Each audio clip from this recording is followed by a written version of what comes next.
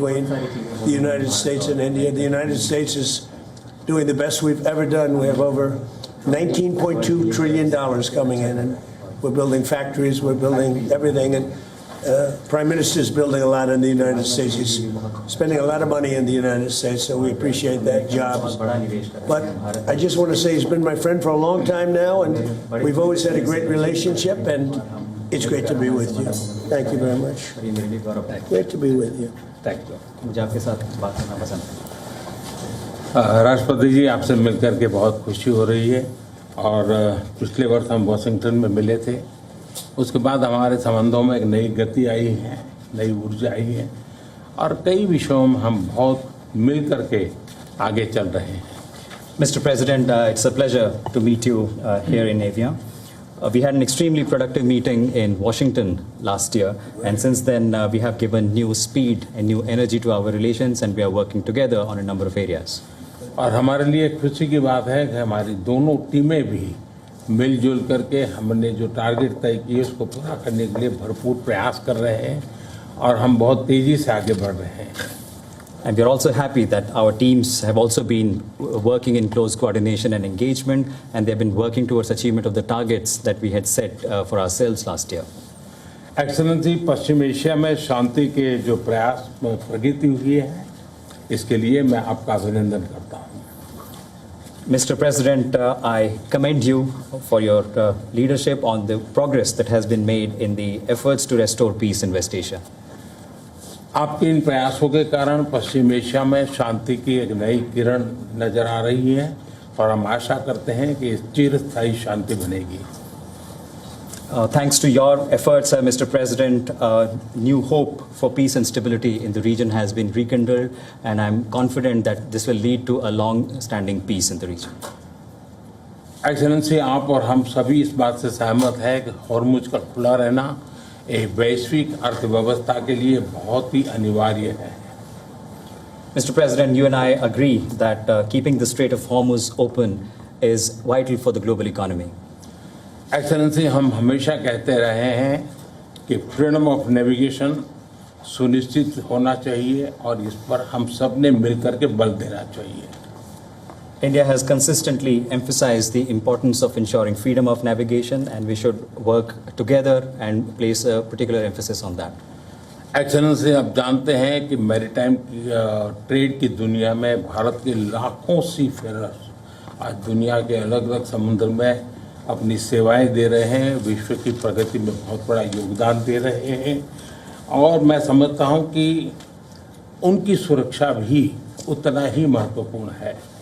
Mr. President, you are aware across the world, Indian seafarers in hundreds of thousands are working and they're performing their duties across global maritime trade routes, including the Strait of Hormuz, and their safety is of utmost importance to us. Excellency, समझौते के लिए शांति के प्रयासों में आपने भरपूर प्रयास किया है। मुझे पूरा विश्वास है कि समझौते में सीफेरर की सुरक्षा भी सुनिश्चित होगी और उसको प्राथमिकता मिलेगी। Mr. President, you made tremendous efforts towards reaching this understanding and this agreement, and I'm confident that the issue of seafarers will receive the highest priority during the implementation of this agreement. Excellency, मैं फिर एक बार पश्चिम Asia में शांति बहाल कराने के आपके भरसक प्रयासों का मैं पूरी प्रशंसा करता हूं और आपका अभिनंदन करता हूं। Mr. President, once again, I deeply appreciate and I deeply commend your efforts in ensuring the restoration of peace and making efforts towards restoration of peace and stability in West Asia. Thank you very much. Thank you. Thank you. Friends, thank you. Any questions? Thank you, Mr. President. We just heard the Prime Minister praise your efforts, the peace efforts in the Middle Thank East. you. Do you think you can carry the momentum from the Iran deal over to securing an end to the war in Ukraine? And can you tell us about your conversations with President Zelensky here at the G7? Well, I had very good talks with President Zelensky and with President Putin, and we'd like to see that one end. I ended 8 wars, and to be honest with you, I thought this would have been one of the easier ones, but they're not liking each other too much, and that makes it much more difficult. But we're working. I had 2 good conversations with President Zelensky and with President Putin. Will you let them build manufacture missiles, American missiles. They would like to be able to do that. We'll take a look at it. They have asked about it. Steve? How close are you to a U.S.-India trade deal? Very close. We've been there for a little while, and he's a very tough negotiator. He's one of the toughest, actually. So you look at this man. I'll give you a lesson. He's the most beautiful looking man. He looks so nice. He's like an angel. But actually, he's as tough as he's a killer. I don't want to, he's a killer. He's as tough as they come. But he looks so good. So he gets you by surprise. But there's few people like this. People say, he's such a nice man. I said, no, he's very tough. He's a tough trader.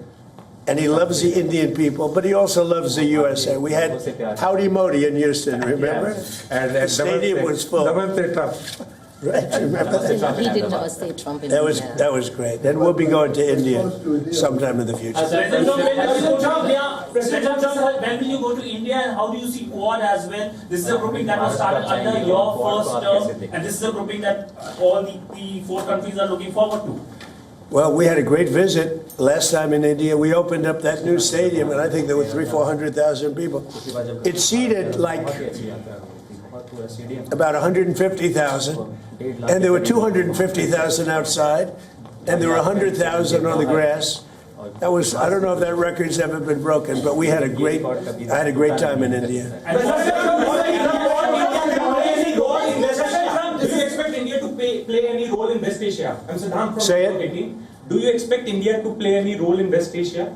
Yeah, I do. I do. I think India plays a big role in everything. As long as he's the leader, India's going to play a big role. And you said many times that India has a great friend in United States, in Washington DC, They in do. White House, till the time you are president. But some of your decisions recently caused trouble, concern in India. How would you like to assure people of India? Well, I said it. As long as I'm president, we have a great. They have a great friend in the White House. I don't know where there might have been a trouble, but I don't think so.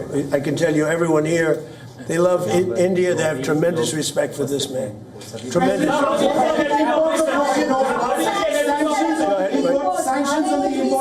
Ma'am. Are there going to be sanctions that are going to be reimposed on Russia now that the focus has once again been shifted to the Ukraine-Russia war? We are looking at that. We're seeing how far the price of oil comes down. It's really tumbling. It's, I guess, 74, 75 right now. So it's down. It's soon going to be at the number that it was 4 months ago. It's pretty amazing. And on top of that, we will have an Iran without a nuclear weapon, which I can tell you the Prime Minister feels very strongly about that, too. What did Mr. President hear from European or G7 leaders? They were to a leader, and we had G7 plus many others came, as you know. To a leader, they were thrilled. They could not have been happier. Well, this gentleman came, and that's a big get. He came, and they cannot even believe that it happened. It happened quickly, but it really didn't happen quickly. It happened. It's been happening for a long time. It's been happening from my first term, when a very evil man named Soleimani was killed. That's when it started. And nobody else did this but Trump. You know, you look at our president, 47 years. Iran took advantage of the world, the Middle East, but the world. Nobody did anything. The Obama deal was one of the dumbest deals I've ever seen. It was a road to a nuclear weapon. My deal is a wall to a nuclear. You're not going to have it. It's a wall to a nuclear weapon. Minesweepers? Do you want the Europeans to send minesweeper votes? Did you talk about We don't need them, but if they want to send them, I think it's good. Has anyone committed to Yes, all of them. All of them. Which nations? The ones that have that kind of equipment have. But every one of them have committed to being involved in some form. And at this point, do you feel that Vladimir Putin is more responsible for the ongoing conflict in Ukraine? Well, I don't want to comment on that because I'm trying to get it settled, and that doesn't make it easy. Mr. President, you're on the cusp of making history with the possible peace in the Iran conflict. I like this guy. Who is he? Do you know who that is? Your reporters are much nicer than my reporters. Go ahead. But there is also a tragic loss of lives of Indian sailors recently, sir, in American strikes. Any words of condolences for the grieving families, sir? Yeah, I do. I heard about that. It's a rough profession. There's no question about it. And we work together on it. This has been happening throughout time. But we work together on it, yeah, certainly. We love all of those people. They're great people. Yeah, please. How long do you expect Bill Pulte to be acting DNI? Well, as long as it takes to get everybody else approved. I mean, they were doing a rush act, and we didn't get anything for it. Look, he's a very legitimate guy. He's very smart. He's a brilliant guy. Look at the job he did at Fannie Mae, Freddie Mac. I mean, it's worth probably $1 trillion right now. So we put him there, but all of a sudden it was like a rush act by the Democrats. And they said they were going to approve FISA. And I said, but we want FISA approved, but we want the Save America Act approved. Voter ID, proof of citizenship, no mail-in ballots, with exceptions, like for the military, you're sick, you're traveling, disabled. Very, open and generous. We also want no men playing in women's sports, and we want no transgender mutilization of our children. None. Those are 5 things that are 99% that's all we want. It's not a lot. The Save America Act. And that can be passed any way they want to pass it, but I'm not going to sign FISA unless it's done. And this was like a rush act. And it was a rush act by the Democrats. All of a sudden they want to get... And why are they afraid of this guy? I mean, they're so afraid of him, they'll do anything not to have Pulte go in there. He's a very capable guy, and they're worried about that. Mr. President, Mr. President, the second Yes, ma'am, You please. said the Iran deal, the text is still being finalized. How confident are you that this Friday signing will happen? You talking about this one, on the deal? Deals are amazing. I've done them all my life. I've gone into deals that were 100% and they don't happen. I've gone into deals that there was no chance of getting them done, and it happens, and they happen easily. So you never know with deals, do you? But you're going to find out pretty soon. I think it'll be done. They want to sign. They want to get back to a normal life. We hit them very hard. Don't forget, people talk about when this started. This didn't start 3-4 months ago. This started years ago when I took out Soleimani. That was a big event. There are those that say it was the biggest event in the Middle East in 50 years. So we took him out, and they became a much different country. And then I terminated the JCPOA, that's Barack Hussein Obama's horrible deal, that gave them a nuclear weapon. And I terminated it, and I stopped it. And then I stopped it a second time with the B-2 bombers. And these are all major events in the history of the world, in my opinion, because it prevented them from having a nuclear weapon. And now we're going to do it again, and we're going to see how it works out. So this is a memorandum of understanding, but it's a very strong one. This isn't just like a 2-paragraph. This is a long, pretty detailed memorandum that goes into a regular contract. I would think they would do it. If they don't, then that's okay. We'll have to start the process again. And we don't lose. We have the greatest military in the world. We had the greatest blockade. The naval blockade was 100% effective. And again, they have no Navy, they have no Air Force, all bombed out. I don't want to say the leaders, but first level of leader, gone. Second level of leaders, gone. Some of the third level of leaders, gone. And they want to make a deal. They are so ready to make a deal. Yeah. But you know what? President Trump said the defense relationship between India and the United States. Sorry, I'm speaking, I won't. That's okay. Can you speak to the defense relationship between India and the United States? I think it's a great relationship. I can tell you this, without having a contract, we don't have a contract, you'd have to write contract. But if they were attacked, we would be there to help them. And how are trade negotiations? How is that? Is that a good statement? Okay, come here, man. If anybody attacks that man, we're going to be there. Now, if there's a new leader, I'm not sure about it. Okay. If there's a new leader, I don't know about that. But if they're attacked and he's the leader, we're going to be there to help. And we have, and I will say this, and everybody says it. I had a great meeting 3 weeks ago with President Xi of China. We have the strongest military in the world by far, and I built it in my first term, and we're using it in my second term, and they gave some of it away stupidly in Afghanistan, as you know, and they spent a lot on Ukraine. $350 billion, but we have the most powerful military in the world. You saw that with Venezuela, which was 48 minutes, and now our relationship with Venezuela is great. We paid for the cost of the war 40 times, taking millions of barrels out. Venezuela is benefiting, we're benefiting, Venezuela is benefiting, and then we go to Iran, and really in the first week, militarily, we defeated Iran. Nobody thought that could be done. Yeah, please. Mr. President, do you want Israel to halt its military campaign? No, I want Israel to be able to protect himself, but I do want them to use good judgment. President Trump, we expect a highly skilled Indian professional to be getting more opportunities in the United States under your presidency. What does that mean? What? Highly skilled professionals to get more opportunities here in the US. Oh, yeah, sure. I mean, always. Yeah. We've always had tremendous relationships in terms of employment with India. Very talented people. You've seen European leaders interact very warmly with you at the summit. Do you think that they're coming around to your worldview? Well, I think they think I was right. I'm sort of always right. You know, when you get right down to it, I think they think I was right. They feel good. Now all of a sudden they all want to be involved.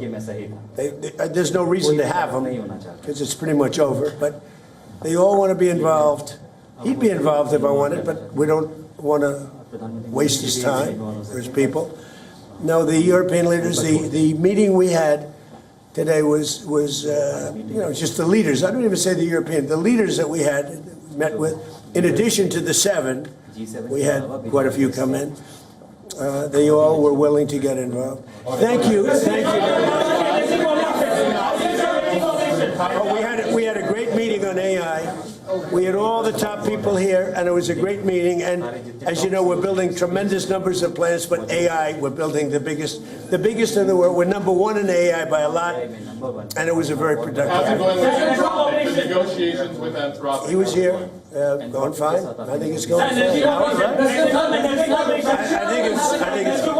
How do you see energy cooperation? India is diversifying, buying more energy from across the world, including United States. I'm enhanceable from WION. How do you see India buying energy from you? India can do anything they want with us. We have the best relationship. We cannot be closer than we are. Would you say that's right? I don't think we can be any closer. Both him and I and our nations, but it really starts with the two of us. We cannot be closer. Thank you very much.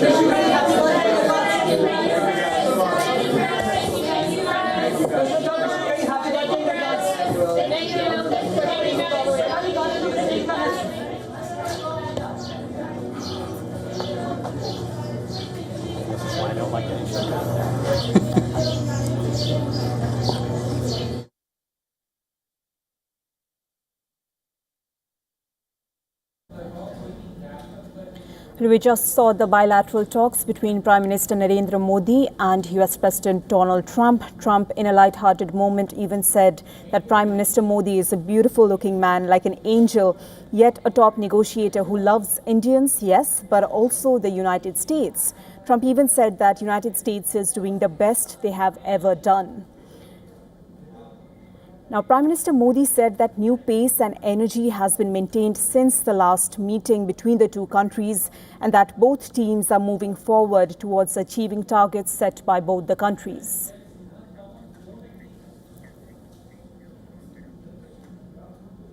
With that, it's a wrap of this bulletin with the top stories unfolding at this hour. We also saw the bilateral talks between Prime Minister Modi and US President Donald Trump in what will be shaping the future of diplomacy and democracy worldwide. Thank you for staying with us. Stay tuned to WION World is One.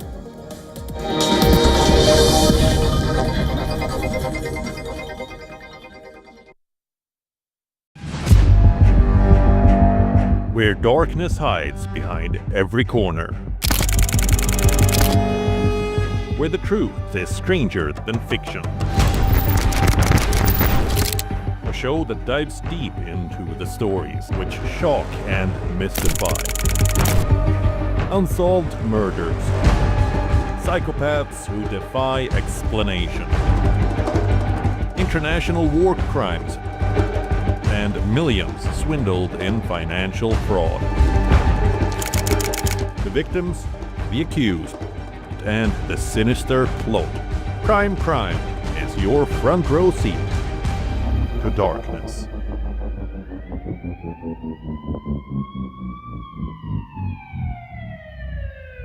The Israeli drone is above our heads all the time in Lebanon.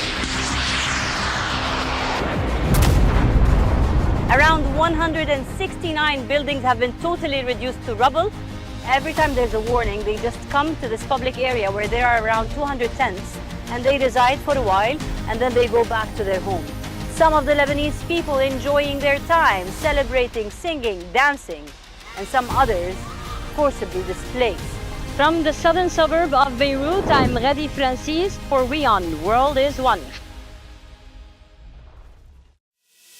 In this rapidly changing world, is your health keeping pace? Best practices and breakthroughs busting the hype with real insights. The timeless power of yoga and ancient healing. Good food, good mood. Small steps, big impact. Your health matters. Only on WION World is One. Because nothing matters more. From the bustling trading floors of Wall Street to the vibrant exchanges of Asian stock markets, WION breaks it down for you to make sense of what's happening. As we reveal the key factors behind events, strategic battles, and the game-changing business decisions that shape the world. We bring you all of this and more on World Business Watch. Campaigns, elections, alliances, controversies, and power play. Stories that analyze global and domestic politics. A dedicated show with varied perspectives, expert take, citizens' voices, detailed ground reports, and in-depth coverage from political corridors of the world. This is Race to Power, only on WION.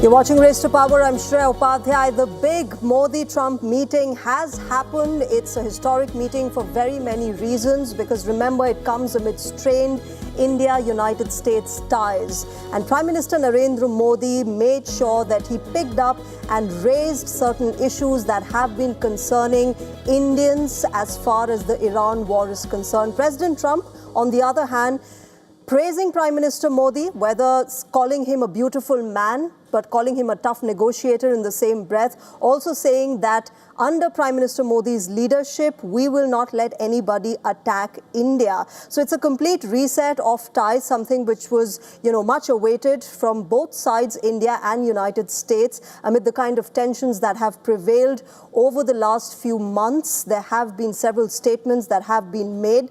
But let me quickly capitulate for you what happened in this bilateral meeting. It was a lengthy one where Prime Minister Narendra Modi said that the safety of Indian seafarers is of utmost importance. Remember, this has been a big concern. There was outrage, there was anger across India after those 3 Indian seafarers were killed in the Strait of Hormuz. On the other hand, President Donald Trump, when he was asked about Indian seafarers being killed, he said, look, it's sad, it's something that should not have happened. And that is all that he said.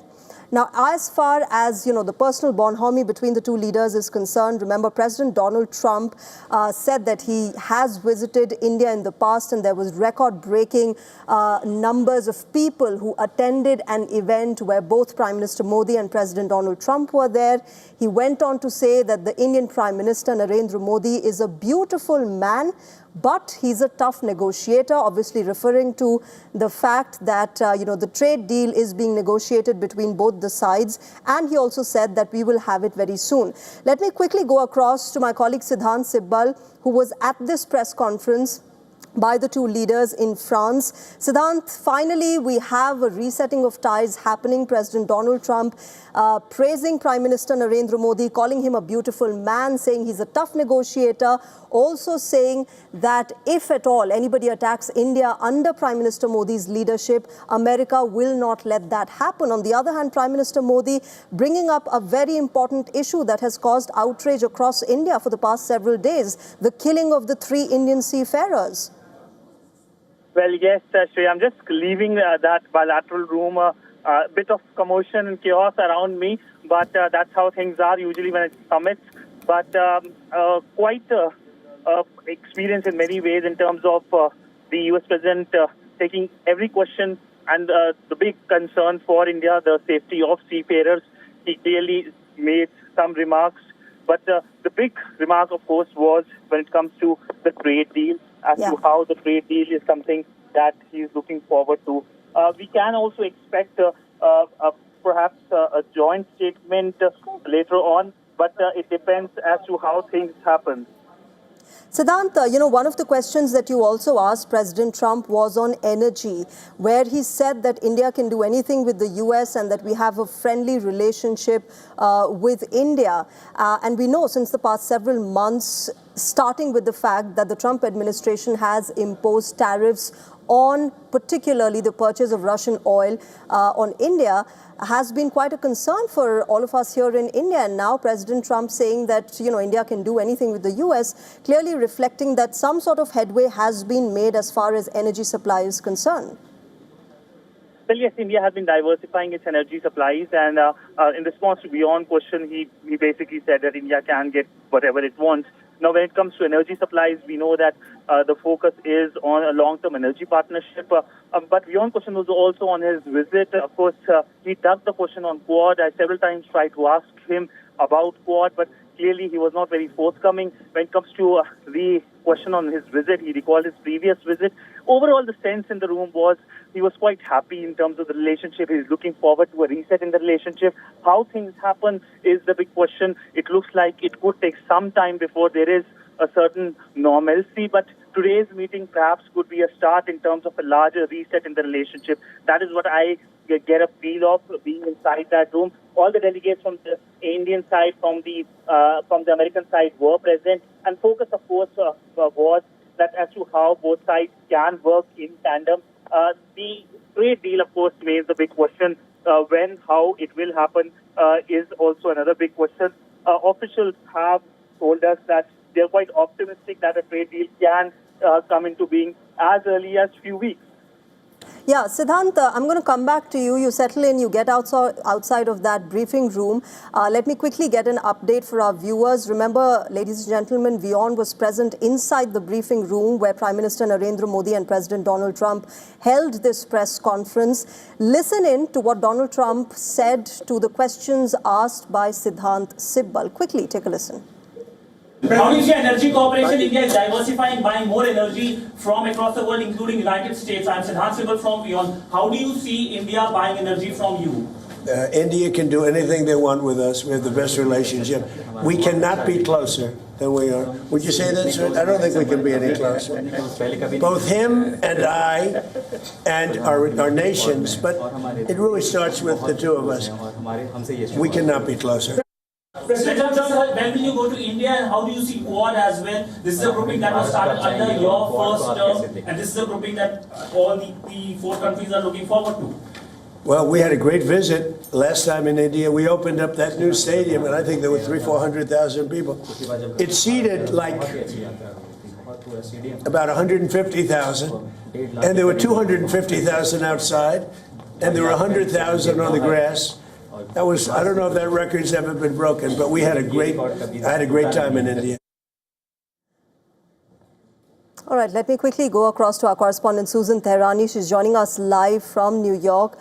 Susan, you know, a lot that was said by President Donald Trump, really this is being seen here in India as the start of the resetting of the ties that have been strained between India and United States of America in the past few months.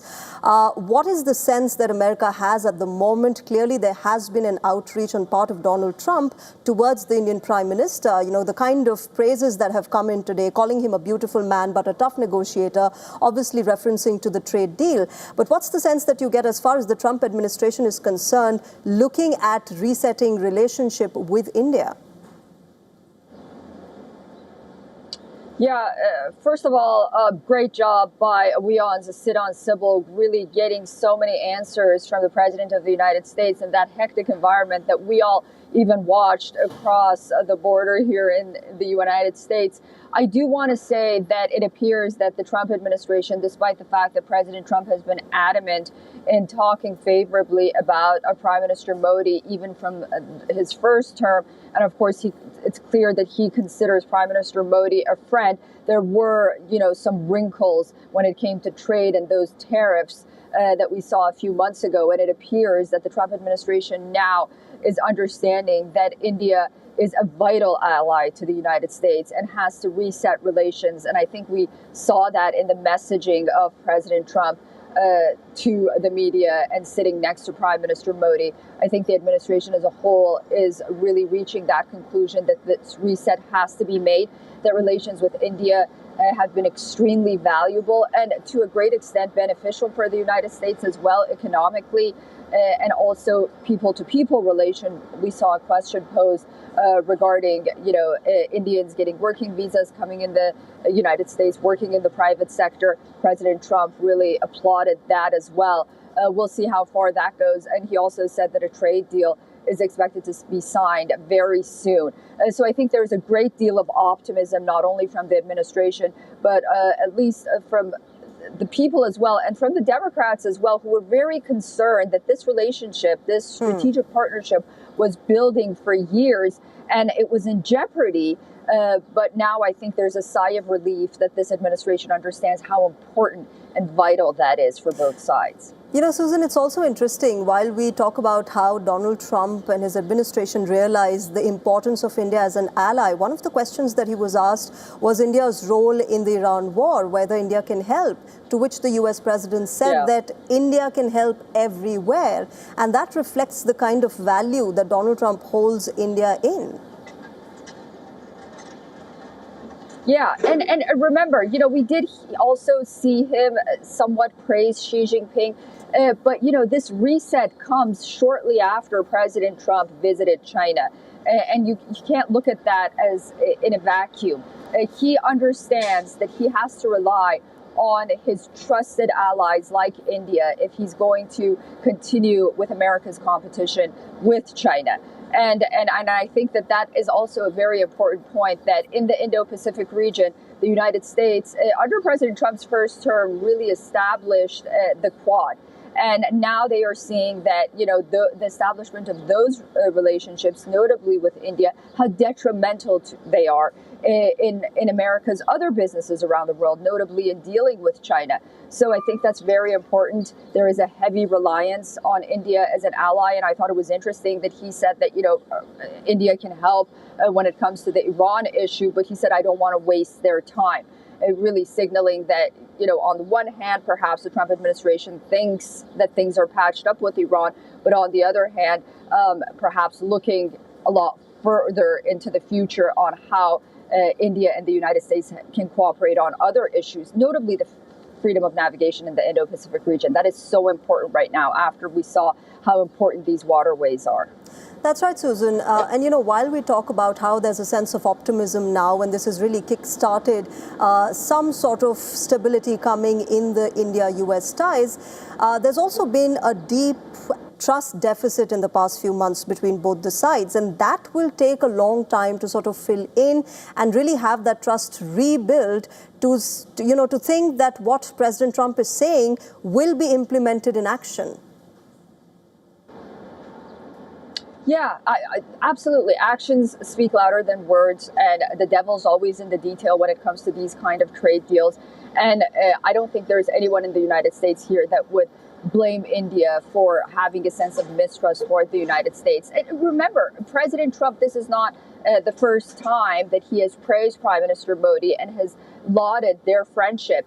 Even throughout those wrinkles in relationship, notably when it came to trade, President Trump also always said that he had a very good relationship with Prime Minister Modi. And I think that is a genuine sentiment that he has. And he feels, at least on his part, that friendship has not tarnished in any kind of way. And this is sort of business as usual. But then again, actions, as you mentioned, speak louder than words. What we saw in reality was that a lot of things did change in the past few months, notably in the beginning of the second term of the Trump administration. And absolutely, it's going to take a long time, not only to see how these deals are implemented at the end of the day, but also whether or not America can be a stable and reliable partner from India. But to end on an optimistic note, I think that what we saw from the president right now and just the manner that the two leaders were sitting next to each other, they're on very good terms.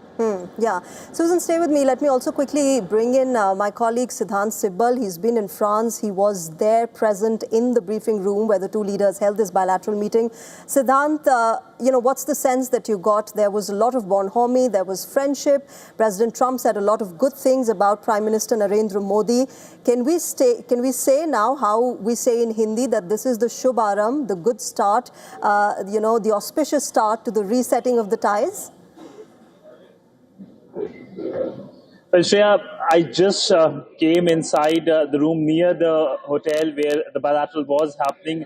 It was absolutely exhilarating. We, of course, waited for almost 1 hour. It's quite hot. It's Europe, yes, but it was quite hot outside the bilateral room. But as soon as we went inside the bilateral room, the leaders made the opening remarks. And then, of course, it was open for Q&A. He took questions from everyone, including, of course, WION. And I pressed on Quad because Quad is something that Donald Trump hasn't uttered so far.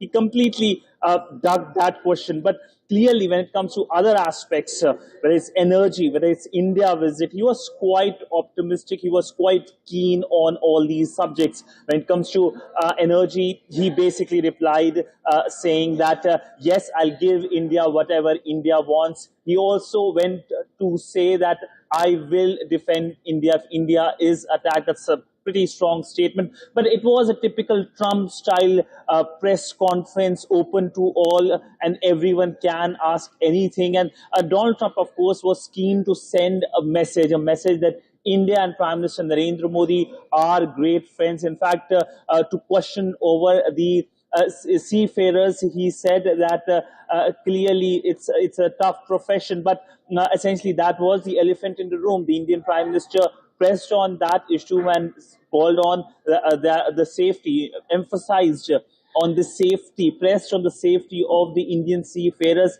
highlighted that how Hormuz situation impacts India. Of course, he lauded the US president for his role in the Iran peace deal. But overall, the sense in the room, being in that room for almost 20 minutes when the press statement was underway, was that he was keen to reach out to India, engage with India, and let past be past. I think if I would sum up the 2 days here in Iran, where we saw the G7 summit, we saw initially there was a chill in the photo of which we saw, but then both leaders had a conversations yesterday, a brief conversation, and that led to a larger meeting, a bilateral meeting that was, of course, pre-scheduled. We will see more engagement. Remember that the Indian Prime Minister Narendra Modi is expected to travel to United States, to Florida in December for the G20 summit. We also know that there will be more engagements, including the visit of the USTR to India next week. And trade deal looks like an easy, low-hanging fruit. In fact, ahead of the press conference, while I was trying to make my way into the press room, we bumped into the U.S. Ambassador Sergio Gore, who was quite happy to say that he sees India-U.S. relationship as something that is only going to grow further. And that, of course, sums up the relationship in many ways. Sergio Gor is being credited for leading the relationship from the ground in New Delhi. He's a person who's seen as leading the situation on the ground. So clearly an important development.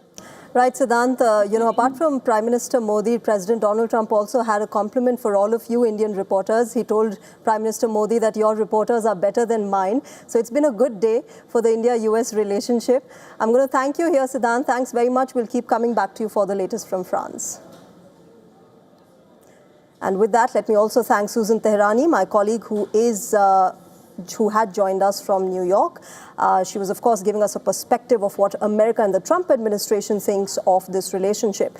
But let's quickly play out for you Donald Trump's response to the questions that were asked by WION's Siddhant Sibbal. Take a listen. How do you see energy cooperation? India is diversifying, buying more energy from across the world, including United States. I'm Siddhant Sibbal from WION. How do you see India buying energy from you? India can do anything they want with us. We have the best relationship. We cannot be closer than we are. Would you say that, sir? I don't think we can be any closer. Both him and I and our nations, but it really starts with the two of us. We cannot be closer. President Trump, when will you go to India and how do you see Quad as well? This is a grouping that was started under your first term, and this is a grouping that all the four countries are looking forward to. Well, we had a great visit last time in India. We opened up that new stadium, and I think there were 400,000 people. It seated like about 150,000, and there were 250,000 outside, and there were 100,000 on the grass. That was, I don't know if that record's ever been broken, but I had a great time in India. All right, with that, let's shift our focus now in what might be a relief for President Donald Trump. His approval ratings are showing signs of recovery after weeks of continuous fall. And the latest polls conducted after the US-Iran Memorandum of Understanding show slight uptick in Donald Trump's approval ratings. Let's quickly look at the numbers of this poll. According to a poll that has been conducted by YouGov, Donald Trump's approval rating now stands at 39%. This is 4% higher than last week's YouGov poll, making it one of the largest one-week change in Trump's net approval so far. Let's dive deeper into issue-wise numbers now and how Trump fares in key issues such as crime, immigration, and the cost of living. On the issue of crime, Donald Trump's approval ratings are split. 44% approve of his performance, while 45% say they disapprove. On to immigration now. Donald Trump's approval ratings stand at 44% on immigration. Half of the respondents disapproved of the American president's performance. Remember, immigration crackdown remains a crucial part of Donald Trump's presidency. He's been at odds with local American governments after immigration and customs enforcement agents killed 2 American citizens. Let's also talk about the cost of living. Trump's war on Iran and tariff tirade have increased the cost of living for ordinary Americans. This reflects in numbers as well. According to a Reuters Ipsos poll, 69% people disapprove of Trump's performance on the cost of living, while only 24% say that they are satisfied. Now, the ratings come at a critical time for the US president. Remember, he's been facing a crucial referendum on his performance in the midterm elections that are scheduled to be held this November. If Trump sustains the momentum, he could give a tough fight to the Democrats. But the question is, can he? And will these numbers sustain?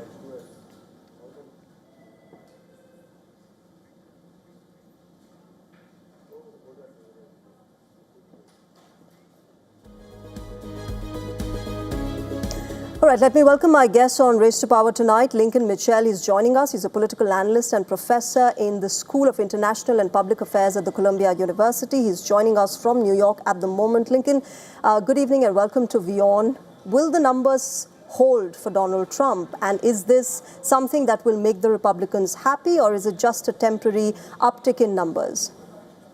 It's a non-story. What you're seeing is within the margin of error. So, yeah, he will remain unpopular as the election approaches. We can pretty much be certain of that. He's been unpopular since he became a national figure. You know, his disapproval went from 60 to 59. That is nothing. His approval jumped from about 35 to 39 in one poll. But as you saw from the breakdowns, particularly around affordability, which for swing voters is the most important issue, he is buried here, right? The fact that he's basically, even on crime and immigration, the two things that he's supposed to be strong on, tells you that this is a wildly unpopular president. Right. Lincoln, as far as popularity is concerned, of course, this is something that the Republicans and the Trump administration have been concerned about. What would work for them? Because midterms are coming up. Obviously, they would want their numbers to go up. Would anything work for Donald Trump at the moment?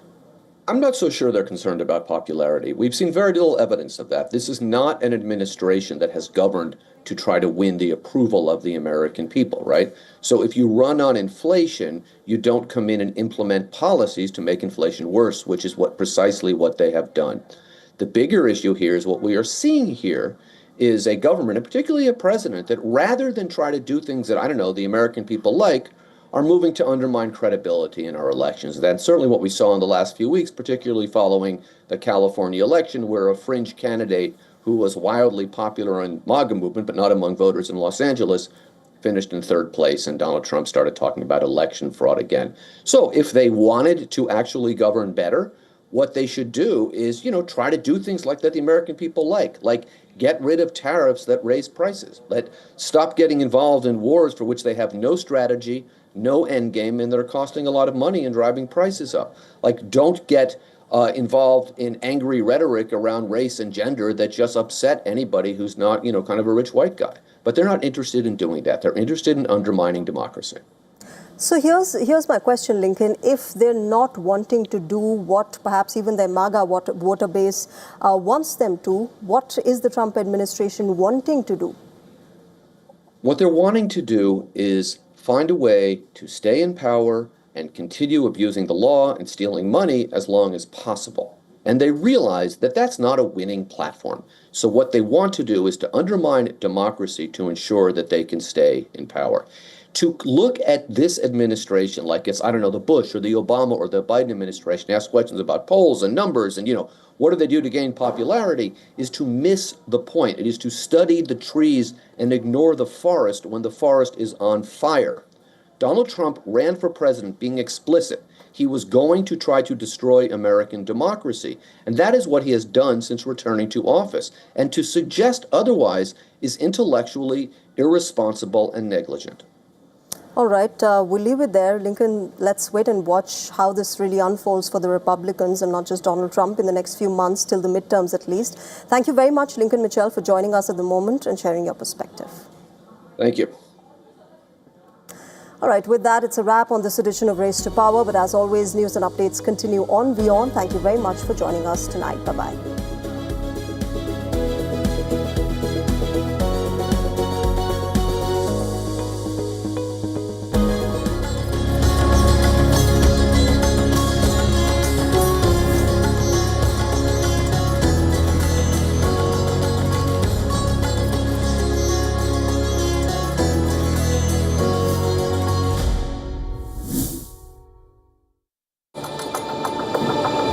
It's great to be with you.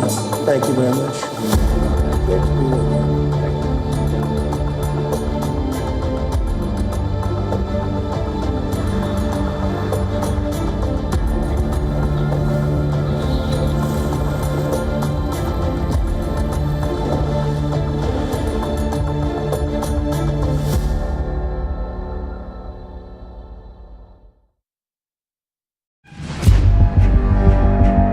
Where darkness hides behind every corner. Where the truth is stranger than fiction. A show that dives deep into the stories which shock and mystify. Unsolved murders. Psychopaths who defy explanation. International war crimes. And millions swindled in financial fraud. The victims, the accused, and the sinister plot. Crime is your front row seat to darkness.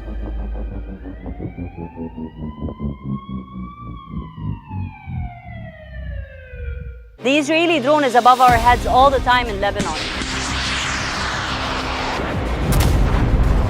Around 169 buildings have been totally reduced to rubble. Every time there's a warning, they just come to this public area where there are around 200 tents, and they reside for a while, and then they go back to their home. Some of the Lebanese people enjoying their time, celebrating, singing, dancing, and some others forcibly displaced. From the southern suburb of Beirut, I'm Radi Francis for WION The World is One.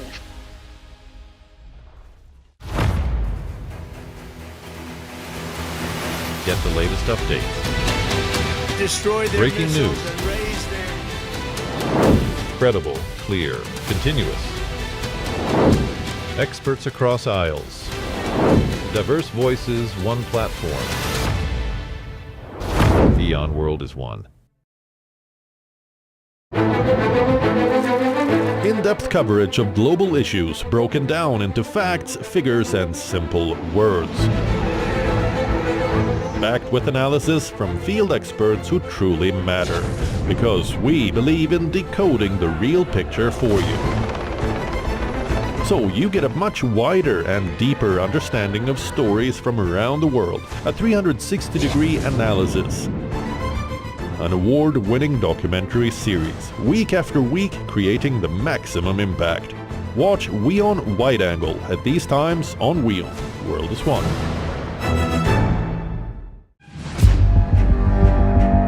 Where darkness hides behind every corner. Where the truth is stranger than fiction. A show that dives deep into the stories which shock and mystify. Unsolved murders. Psychopaths who defy explanation. International war crimes. And millions swindled in financial fraud. The victims, the accused, and the sinister plot. Crime is your front row seat to darkness.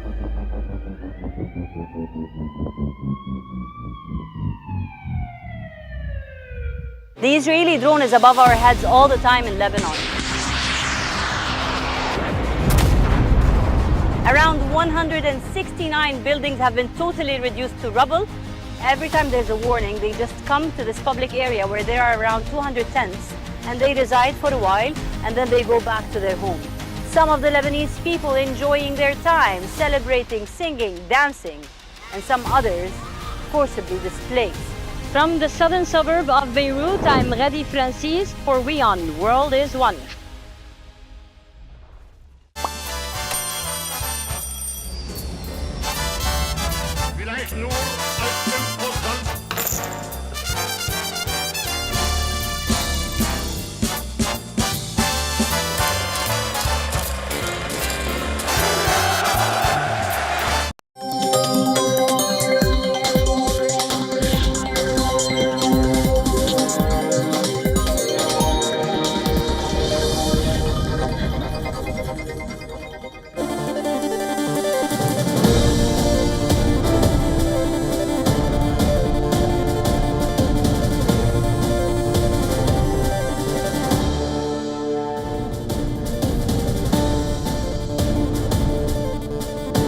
Welcome back and thank you for staying with us. We are live on WION World is One. Time now for Fine Print. American Joker. The headlines. How do you see Energy Corporation India is diversifying, buying more energy from across the world, including United States? I'm Siddharth Sibal from WION. How do you see India buying energy from you? India can do anything they want with us. We have the best relationship. We cannot be closer than we are. Would you say that, sir? I don't think we can be any closer. Both him and I and our nations, but it really starts with the two of us. We cannot be closer. How do you see Prime Minister Modi and Donald Trump hold bilateral at the G7. Trump tells WION that India can do anything with the US on energy deals.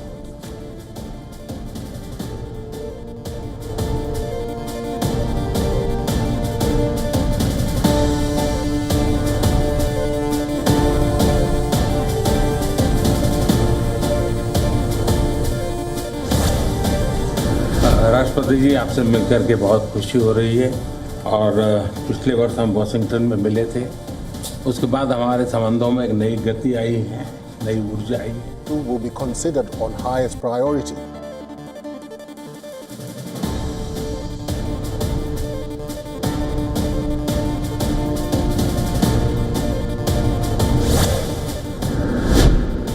It's a rough profession, there's no question about it.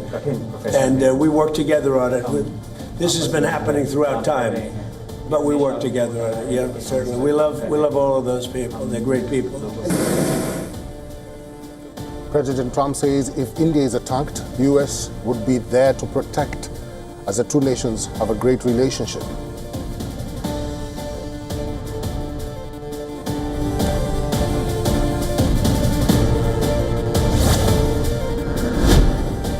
The United Kingdom-India Free Trade Agreement to come in force on July 15th, historic trade deal worth £4.8 billion to enter into force next month.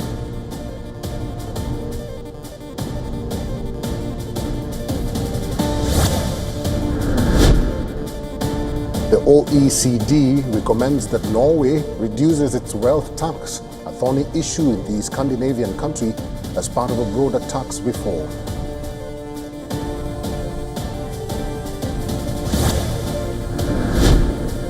Spain registers its third warmest year on record in 2025, with 25 single-day heat records set during the period.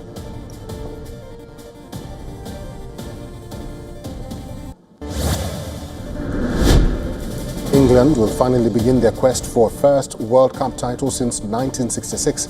Thomas Tuchel's side take on Luka Modric and Croatia in Dallas.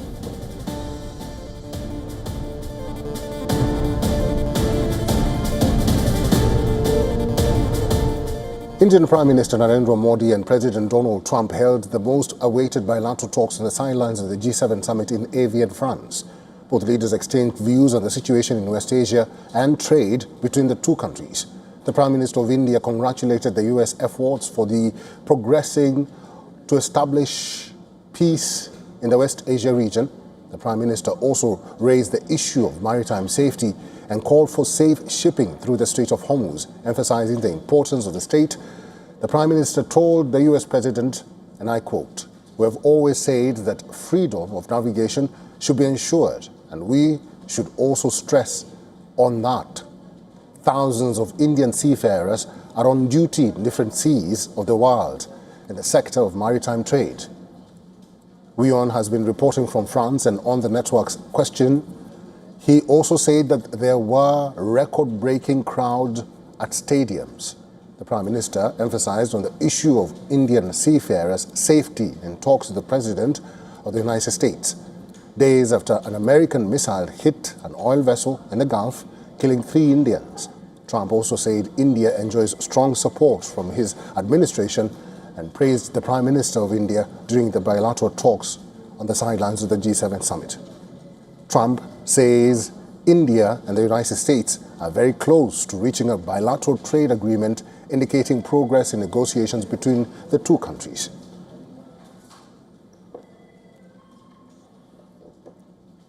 WION has been reporting from the ground in Evian, where the G7 summit is being held. WION Sidhan Sibol asked President Trump's stance about the energy diversification of India and Trump's next visit to New Delhi.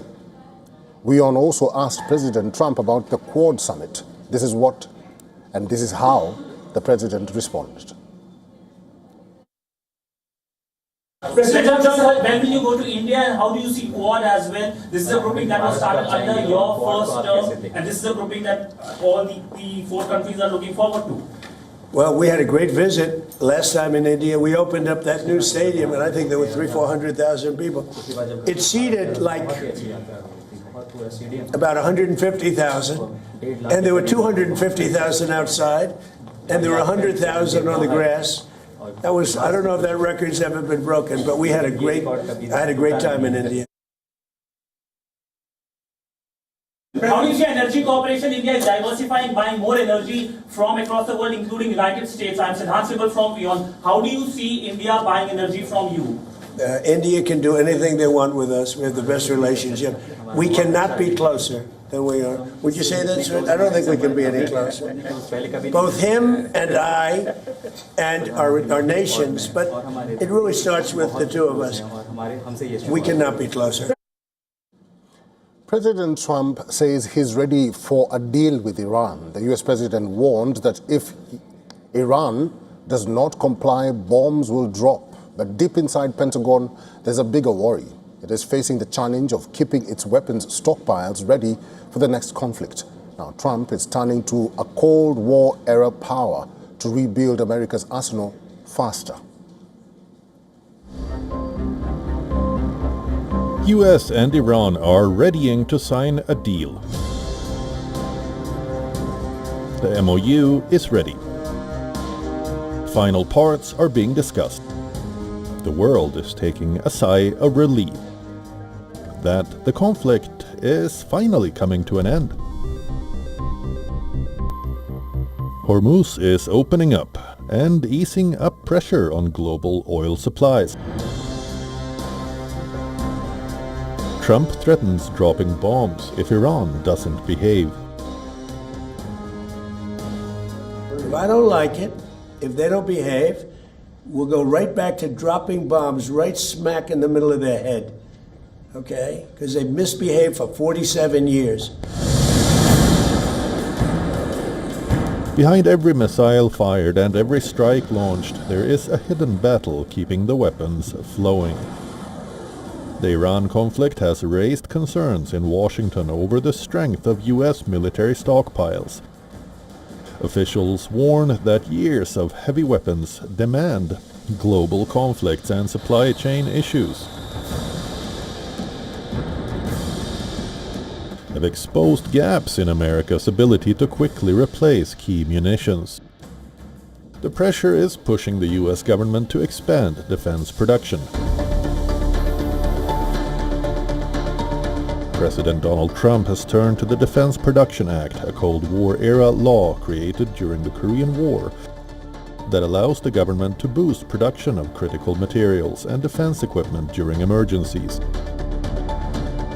The move aims to speed up manufacturing, remove supply chain blockages, and rebuild supplies of essential weapons needed for modern warfare. For years, the US defense industry has faced production delays. Advanced weapons systems take time to build, while conflicts around the world continue to consume military resources. The key question inside Washington is simple. If another major crisis erupts, does America have enough weapons ready? The concern has triggered a push to strengthen the military supply chain. At the same time, Washington is expanding military readiness beyond its borders. Reports say the US is planning a permanent war-ready weapons stockpile in Australia to improve its ability to respond quickly in the Indo-Pacific, especially as tensions rise around China. From rebuilding factories at home to positioning weapons abroad, the US is preparing for a new era where speed, supply, and stockpiles could determine the outcome of future conflicts. Bureau Report, WION, World is One. US Vice President J.D. Vance says the key objectives in Iran have been achieved. Vance's comments push back against criticism from hardliners within the president's own base, who have termed the proposed deal a surrender to Tehran. Speaking to Fox, Vance described the agreement as straightforward and outlined a three-point framework. Iran must never develop a nuclear weapon, it must guarantee free navigation through the Strait of Hormuz, and it must stop funding and supporting terrorism before receiving any economic benefits. Vance also dismissed criticism of reported economic incentives for Iran. According to a draft memorandum of understanding published by Al Arabiya and other outlets, Iran could receive at least $300 billion in investment for reconstruction and economic development. Defending the proposal, Vance said the US benefits either way. He said, and I quote, "Either Iran gets nothing, to destroy its nuclear program and keep the Strait of Hormuz open, or Iran fundamentally transform itself. That's a big win too. Let us remind the viewers that shortly after the US and Israel launched airstrikes on Iran on February 28th, President Trump had laid out a host of objectives. At that time, Trump said the goals included preventing Iran from obtaining a nuclear weapon, degrading its missile and drone capabilities, and dismantling its so-called regional proxy network.